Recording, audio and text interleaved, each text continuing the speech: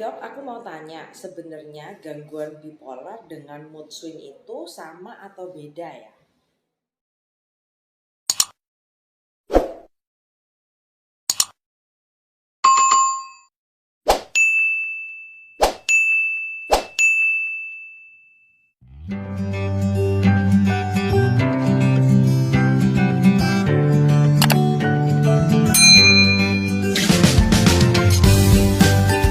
Welcome back in my YouTube channel. Perkenalkan, nama saya Dr. Stefani Paulus. Saya seorang beauty and health consultant dan seorang bisnis online mentor. Di video YouTube kali ini, teman-teman, saya akan membahas pertanyaan dari pasien saya. Dokter, sebenarnya yang namanya gangguan bipolar itu dengan mood swing itu sama atau beda ya? Teman-teman, sekarang aku jawab berdasarkan definisinya ya.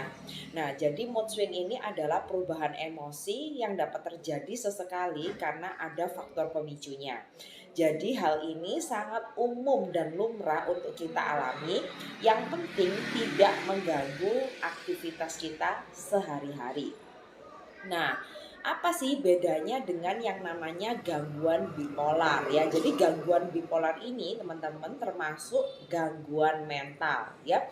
Jadi terjadi juga yang namanya perubahan suasana hati, namun di sini terjadi dengan sangat cepat tanpa ada pemicu yang jelas, terjadinya berlarut-larut dan bahkan sampai mengganggu aktivitas sehari-hari. Nah, jadi apa perubahan emosi yang dimaksud ya? Itu ada dua fase, yaitu yang namanya fase mania dan fase depresi.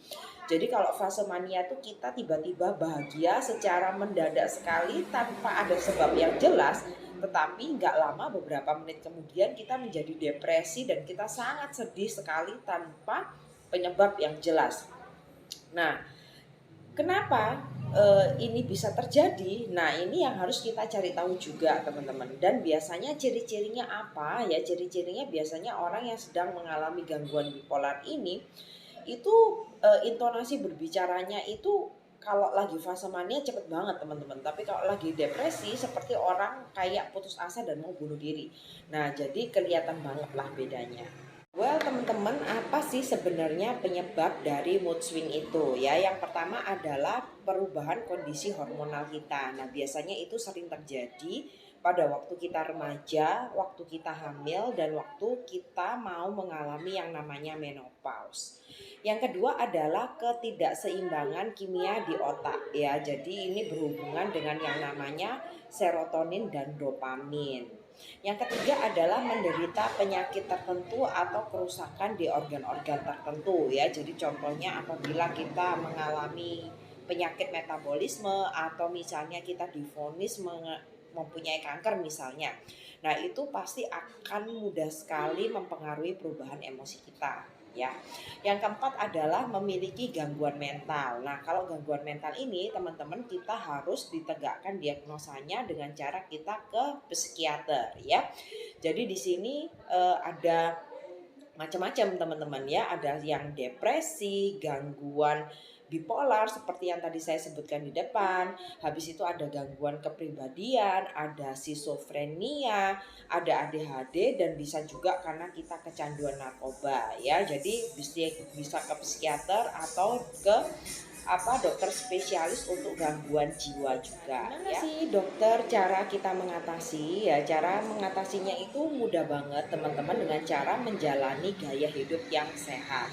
Nah, seperti apa? Dengan cara kita olahraga teratur, tidur yang cukup 7-8 jam per hari, konsumsi makan makanan yang sehat, dan cara mengelola atau manajemen stres.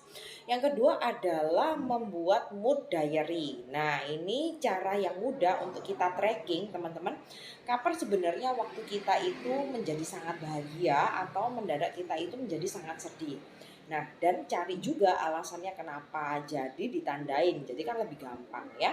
Yang ketiga adalah kalau misalnya Anda belum menemukan dengan cara mandiri ya, Anda bisa berkonsultasi ke psikiater atau psikolog ya, teman-teman ya.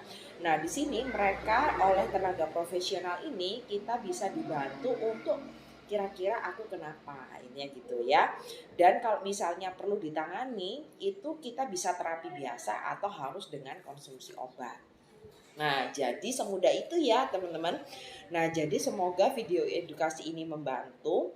Ya, kalau misalnya teman-teman misalnya dok, kira-kira ada nggak sih misalnya suplementasi yang kira-kira aku misalnya bisa minum untuk menstabilkan mood ya, itu jawabannya ada teman-teman ya. Jadi kalau misalnya teman-teman mau konsultasi bisa langsung ke Instagram saya atau ke WhatsApp saya untuk kita ngobrol lebih lanjut, dan sampai jumpa di video YouTube saya selanjutnya. Bye bye.